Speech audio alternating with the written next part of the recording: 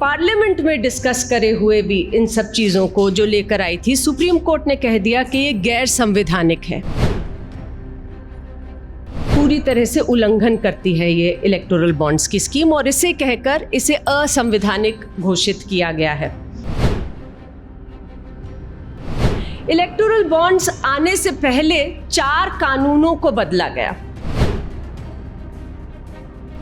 Finance act 2017 के तहत पहले सरकार ने चुपचाप 4 कानूनों को बदला, और जब ये कानून बदले गए, ये बिल्कुल रिग्रेसिव अमेंडमेंट्स लाई गई कानूनों में। Companies act, income tax act, RBI act, जिंदाबाद और सत श्री अकाल। आज का ये आयोजन आपने किया, उसके लिए बहुत बहुत शुक्रिया। और मैं सूचना के अधिकार कानून के ऊपर काम करती हूँ। सरकार में जो भी कामकाज होता है वो पारदर्शी तरीके से हो और जवाबदेह हम बना सकें सरकार को लोकतंत्र में, उसी पर मेरा काम केंद्रित रहता है। मैं कॉमन कॉज जो संस्था है जो कि कोर्ट में थी इलेक्टोरल बॉन्ड्स को लेकर, उससे जुड़ी हूँ और CPIL से भी जुड़ी हूँ। इलेक्टोरल बॉन्ड्स की अगर हम लोग बात करें तो मुझे लगता है कि जो जजमेंट आई है सुप्रीम कोर्ट से इलेक्टोरल बॉन्ड्स की, वो हम सभी के लिए, हमारे सूचना के अधिकार के लिए एक बहुत ही बड़ी विक्ट्री रही है। और वो इसलिए है कि सुप्रीम कोर्ट ने इस स्कीम को, जो इलेक्टोरल बॉन्ड्स की स्कीम सरकार लेकर आई थी, पूरी तरह से बिना किसी कंसल्टेशन के, बिना पार्लियामेंट में डिस्कस करे हुए भी इन सब चीज़ों को जो लेकर आई थी, सुप्रीम कोर्ट ने कह दिया कि ये गैर संवैधानिक है।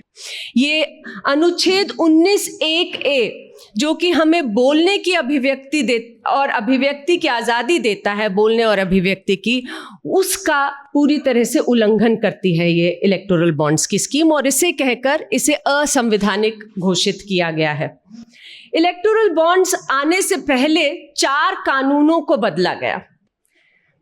फाइनेंस एक्ट 2017 के तहत पहले सरकार ने चुपचाप 4 कानूनों को बदला, और जब ये कानून बदले गए, ये बिल्कुल रिग्रेसिव अमेंडमेंट्स लाई गई कानूनों में। Companies act, income tax act, RBI act और आरपी एक्ट जो रिप्रेजेंटेशन ऑफ पीपल्स एक्ट है, इन्हें बदला गया बेसिकली ये कहने के लिए कि इलेक्टोरल बॉन्ड्स जो हैं वो पूरी तरह से गोपनीय बॉन्ड होंगे। उसके थ्रू जो भी पैसे कोई भी पॉलिटिकल पार्टी को देंगे तो किसी को मालूम नहीं पड़ेगा कि किसने पैसे पॉलिटिकल पार्टी को दिए, कितने दिए पैसे, और ना केवल सिटीजन्स को पता नहीं चलेगा, रेगुलेटर्स को भी पता नहीं चलेगा। साथ ही में कंपनीज एक्ट को चेंज किया गया, जिसमें पहले लिखा गया था कि जो भी कंपनी है, अगर वो किसी पॉलिटिकल पार्टी को पैसे देना चाहती है तो उसे पिछले 3 साल के अपने प्रॉफिट्स का 7.5% ही दे सकती है। इसे बदल दिया गया और कहा गया कि कोई भी कंपनी कितना मर्जी पैसा भी दे सकती है किसी पॉलिटिकल पार्टी को। मतलब कि एक तरह से शेल कंपनीज बनाकर पैसे देने का रास्ता खोल दिया गया, क्योंकि एक लॉस मेकिंग कंपनी भी, एक बिल्कुल ऐसी कंपनी जो कि प्रॉफिट्स नहीं दिखा रही, अपना टोटल 100% भी दे सकती है किसी भी पॉलिटिकल पार्टी को, तो शेल कंपनीज के लिए रास्ता खोला गया। और इलेक्टोरल बॉन्ड स्कीम फिर लाई गई 2018 में, जिसने पूरी तरह से फ्लड गेट्स खोल दिए अनोनिमस फंडिंग के, अनलिमिटेड अनोनिमस फंडिंग के पॉलिटिकल पार्टीज को। अब अगर हम देखें कि इसमें क्या तकलीफ है, हम सभी जानते हैं कि अगर फाउंटेन हेड ऑफ करप्शन हम किसी चीज़ को कहते हैं तो वो पॉलिटिकल पार्टी फंडिंग रही है, क्योंकि बड़ी बड़ी कंपनियां हमारे देश में पैसे देती हैं पार्टियों को और अपने लिए काम करने के लिए फिर पार्टियों से अपेक्षा रखती हैं। तो हम ये देखते हैं कि कानून बनते हैं, पॉलिसीज बनती हैं जो लोगों के हित में नहीं होती, किसानों के हित में नहीं होती, गरीबों के हित में नहीं होती, लेबर के हित में नहीं होती, लेकिन कुछ कंपनियों के हित में होती हैं, इसलिए वो बन जाती हैं। और वो ऐसे ही बनती हैं क्योंकि कंपनियां पार्टियों को पैसे देती हैं और पार्टी जब पावर में आती है वो कानून बनाती है, नीति बनाती है, कॉन्ट्रैक्ट देती है उन्हीं कंपनियों को। तो ये जो पूरा खेल है ये ब्राइबरी, करप्शन, किकबैक का खेल बन जाता है। और इसीलिए एक शुरू से एक डिमांड रही थी कि पॉलिटिकल पार्टी फंडिंग में पारदर्शिता होनी चाहिए। और इसी पारदर्शिता की बात करते हुए इलेक्टोरल बॉन्ड लाए गए। मैं बस 1 मिनट में ये पहले बता दूं कि इलेक्टोरल बॉन्ड से पहले क्या सिस्टम था पैसे के लेन देन का और बाद में क्या रहा। इलेक्टोरल बॉन्ड्स के आने से पहले समस्या ये थी कि 2 तरीके से पॉलिटिकल पार्टीज को पैसे दिए जा सकते थे। एक तो बैंकिंग चैनल से चेक के जरिए या डिमांड ड्राफ्ट के जरिए पैसे दे सकते थे किसी पॉलिटिकल पार्टी को, या फिर कैश के जरिए पॉलिटिकल पार्टी को पैसे दिए जाते थे। अब जो कैश में पैसे आते थे उसमें ज्यादातर तो डिक्लेयर ही नहीं करती थी पॉलिटिकल पार्टी, बताती नहीं थी कि हमें कैश मिला, कहाँ से मिला, अपनी बुक्स में दिखाती नहीं थी। जो दिखाती भी थी वो अमाउंट बुक्स में, वो लूप होल का इस्तेमाल करती थी जो आईटी और आरपी एक्ट में थे। उसमें ये लिखा है कि 10,000 से कम की अगर कोई भी डोनेशन देते हैं किसी पॉलिटिकल पार्टी को बताने की जरूरत नहीं है कि किसने डोनेशन दी। तो पार्टियां किसी से 100 करोड़ रुपए भी कैश में लें और उसे अपनी बुक्स पे दिखाएं तो वो उसे ऐसे नहीं दिखाती थी कि 100 करोड़ रुपए हमें इस कंपनी ने दिए। वो उसको छोटे छोटे पैकेट्स 10,000 रुपए से कम के दिखाती थी। तो कहती थी इतने सारे शुभचिंतकों ने हमें 9,900 रुपए दे दिए, बहुत सारे लोगों ने, हम नहीं बताने की जरूरत कि किसने दिए। तो इस तरीके से हमारे जो पूरे पॉलिटिकल सिस्टम है उसमें पारदर्शिता नहीं थी। तो डिमांड केवल यही थी कि पारदर्शिता लाई जाए और जरूरत केवल यही थी कि इस अनोनिमिटी का जो क्लॉज है इसको हटा दिया जाए, income tax act, RP act से हटा दिया जाए। उसकी जगह इलेक्टोरल बॉन्ड्स लाए गए जिसमें कहा गया कि अब जो भी पैसे इलेक्टोरल बॉन्ड्स के जरिए से दिए जाएंगे, चाहे वो हजारों करोड़ रुपए क्यों ना हो, पार्टी को दिए जाएंगे। कोई नहीं जान पाएगा कि पॉलिटिकल पार्टी को किसने इलेक्टोरल बॉन्ड्स के जरिए से पैसे दिए। सुप्रीम कोर्ट ने इसे असंवैधानिक घोषित करते समय अपनी जजमेंट में यही लिखा कि ये तो लोगों के, वोटर के जानने के अधिकार का हनन है। क्योंकि अगर मैं वोटर हूं, अभी हम सभी लोग वोट करने जाएंगे इस चुनाव में भी, सामने पार्टियां खड़ी हैं, अगर हम नहीं जान सकते कि पॉलिटिकल पार्टी को किसने पैसा दिया तो हम कैसे जानेंगे कि वो पार्टी किसके लिए काम करेगी जब वो चुनाव में जीतेगी। तो वोटर्स राइट टू नो, जानने का अधिकार जो है वो नहीं है, तो वोटिंग इन्फॉर्म्ड नहीं हो सकती। और सुप्रीम कोर्ट ने कहा कि ये लोकतंत्र में सही नहीं है। साथ ही में सुप्रीम कोर्ट ने जजमेंट में ये भी लिख दिया है कि ये तो क्लाइंटलिज्म बन गई, क्योंकि ये तो क्विड प्रो को का रास्ता खुल गया। क्योंकि पहले जो हम सूचना जान पाते थे कि बैंकिंग चैनल्स के थ्रू कौन पैसे कितने किस पार्टी को दे रहा है, अब वो भी नहीं जान पाएंगे इलेक्टोरल बॉन्ड्स के थ्रू, क्योंकि इलेक्टोरल बॉन्ड्स एसबीआई से खरीद के देने हैं, लेकिन जानने का अधिकार हमारा खत्म हो गया उसके।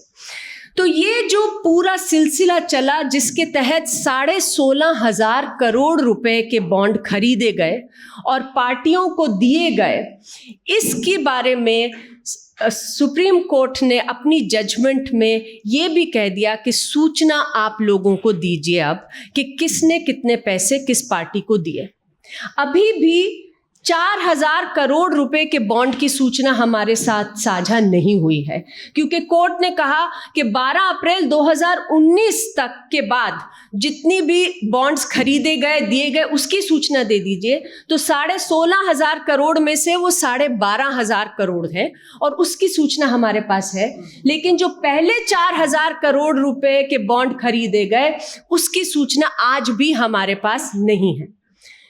इस 12,500 करोड़ की सूचना को भी अगर हम देखें, उसमें तमाम तरीके की जो घपला है, स्कैम है, वो नजर आ रहा है। अभी हाल ही में एक सुप्रीम कोर्ट में अर्जी दायर हुई है, petition has been filed, public interest petition, जिसमें ये कहा गया है कि एक इंडिपेंडेंट इन्वेस्टिगेशन कराइए कि ये क्या स्कैम चल रहा था, क्योंकि स्पष्ट हो रहा है इस डेटा को देखकर कि जो पैसे दिए जा रहे थे वो किसी पब्लिक जनहित में नहीं दिए जा रहे थे। वो जो पैसे दिए जा रहे थे वो 3 या 4 तरीके से साफ नजर आ रहा है कि वो पैसे क्यों दिए जा रहे थे। पैसे एक इसलिए दिए जा रहे थे कि किकबैक्स और ब्राइब्स के रूप में वो पैसे इस्तेमाल हों।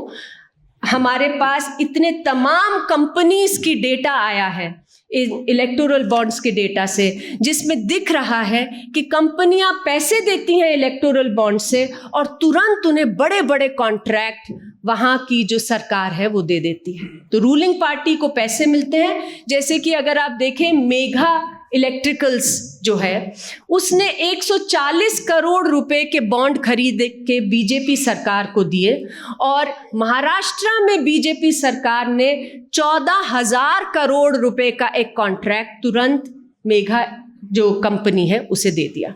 तो 140 करोड़ रुपए का बॉन्ड आते हैं रूलिंग पार्टी में, बीजेपी में, और तुरंत 14,000 करोड़ रुपए का कॉन्ट्रैक्ट दे दिया जाता है।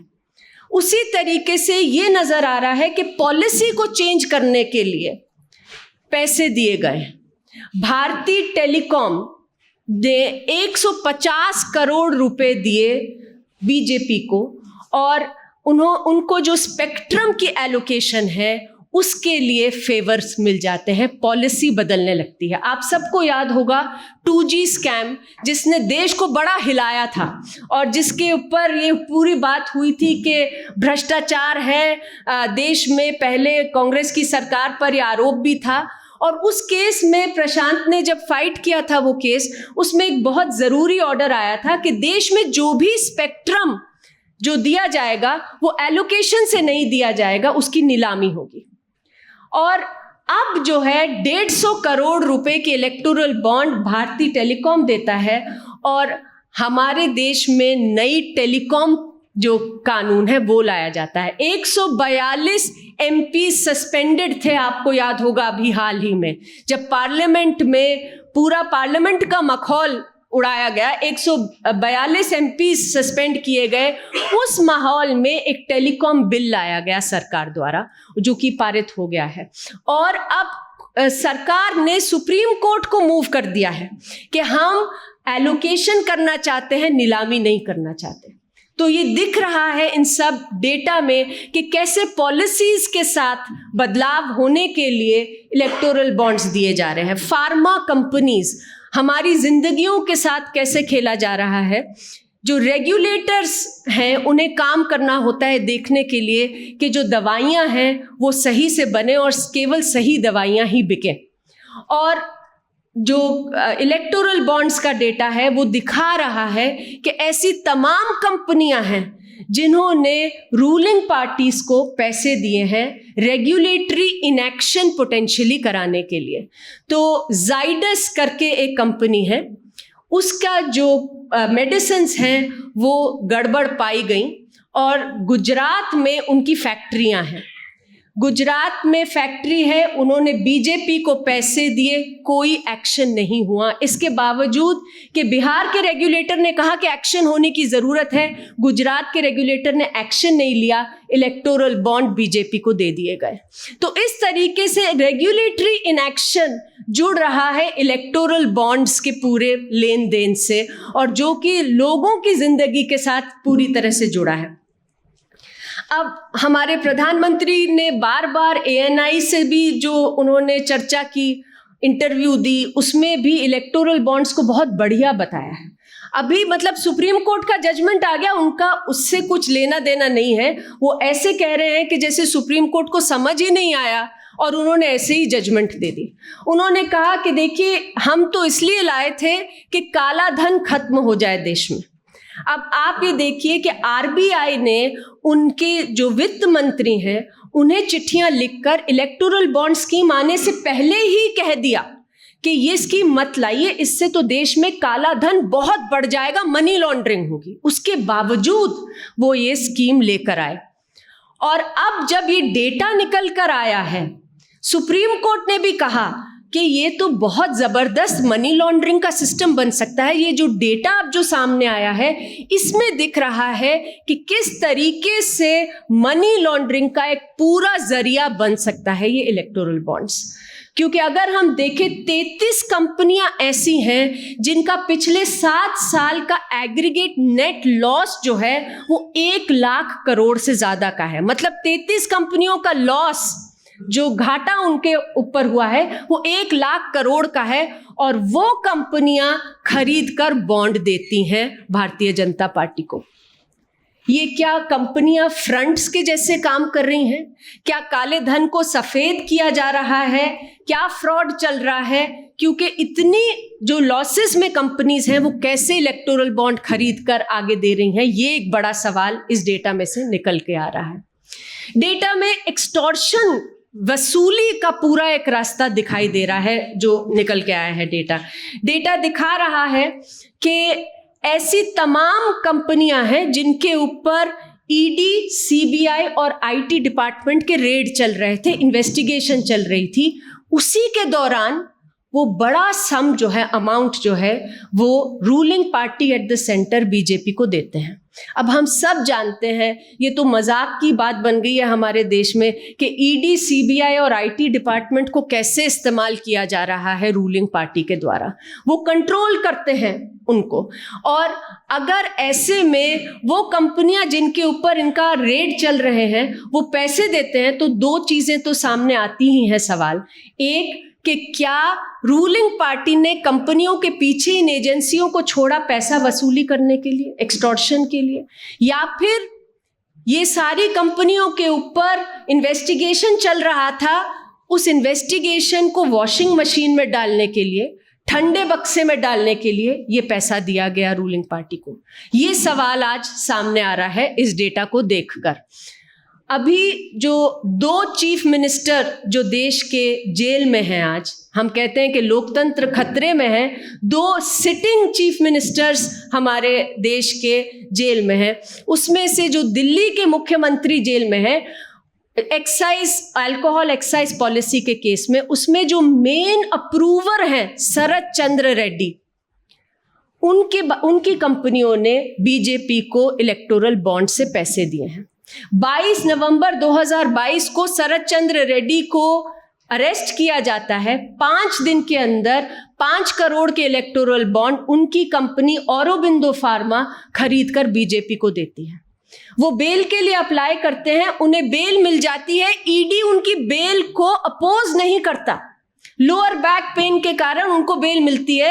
ईडी विच अपोजेज एवरीबॉडीज बेल, जो भी ऐसे मामले होते हैं वो बेल को अपोज नहीं करता। ये मेन अक्यूज्ड है और ये बेल लेकर बाहर निकलते हैं, ये अप्रूवर टर्न कर जाते हैं और इनकी कंपनियां 50 करोड़ रुपए और देती हैं बीजेपी को।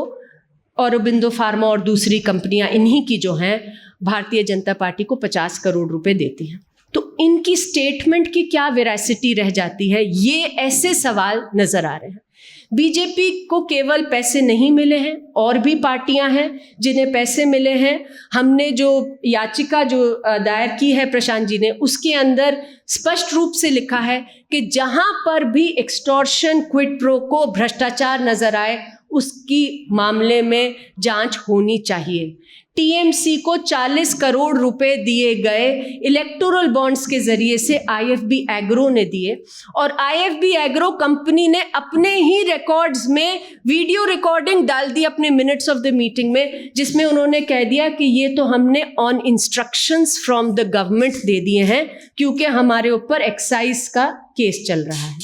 तो मतलब एक्सटॉर्शन कितने लेवल पर इलेक्टोरल बॉन्ड्स के थ्रू पॉसिबल हुई, ये आज नजर आ रहा है। और इसके बावजूद हमारे प्रधानमंत्री कह रहे हैं कि ये तो बहुत अच्छी स्कीम थी, जिन्होंने भी इसका विरोध किया वो बहुत पछताएंगे क्योंकि इतनी अच्छी स्कीम हम लेके आए। उन्होंने कहा कि ये स्कीम तो ऐसी स्कीम आई जो कि लोगों को ट्रांसपेरेंटली बता दिया जिसने।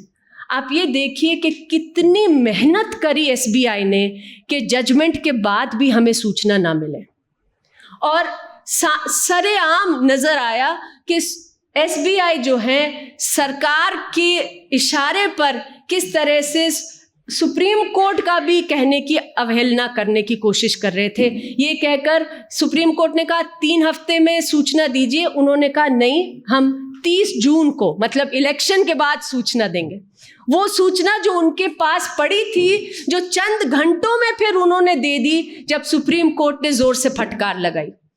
तो एसबीआई का जो पूरा इसके अंदर हम मामला देख रहे हैं, वो हम समझते हैं कि सरकार ने कितनी कोशिश की कि हमारे पास सूचना ना आए, और आज प्रधानमंत्री हमें कह रहे हैं कि ये सक्सेस स्टोरी है, क्योंकि इसके थ्रू हमें पता चल गया। सक्सेस स्टोरी इसलिए है कि सुप्रीम कोर्ट ने इसमें जजमेंट दी, इसलिए नहीं कि सरकार ने हमें बताने के लिए कोई इंस्ट्रूमेंट बनाया कि पॉलिटिकल पार्टी को फंडिंग कहाँ से आ रही है। अगर सुप्रीम कोर्ट जजमेंट नहीं देते तो आज ये सूचना हमारे सामने नहीं होती, और ये जो तमाम तरीके से हमारे लोकतंत्र को खत्म करने का काम, जो लेवल प्लेइंग फील्ड को डिस्ट्रॉय करने का काम इन इलेक्टोरल बॉन्ड्स ने किया है, ये सामने नहीं आता। बहुत बहुत शुक्रिया।